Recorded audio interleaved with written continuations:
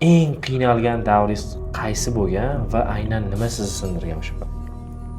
Eng qiynalgan vaqtim meni hayotda mana eng qiyin bo'ldi, hammasi tugadi deb o'ylagan vaqtim dadamlarni yo'qotgan kunim bo'lgan.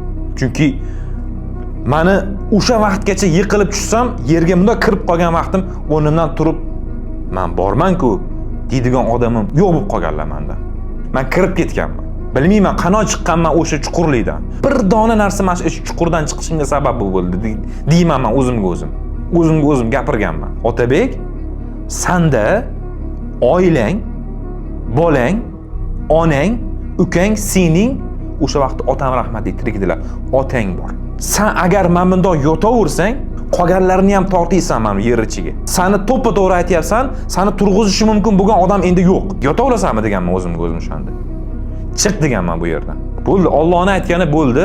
Men bu yerdan chiqishim kerak, bu yerdan turishim kerak. Turmasam qolganlarni ham tortib olaman deganman. Alhamdulillah chiqib ketdim. Mana hozir o'sha kunlarni eslasam, chiqib ketibman, deyman. Agar o'shanda chiqa olmagan bo'lganimda, juda ham men haligi oilamni ham, farzandlarimni ham o'ylayman-da, qanaqa holatda hozir yashayotgan bo'lishini. Mana eng og'ir kunim shu bo'lgan, eng og'ir qiynalganim hayotda shu bo'lgan.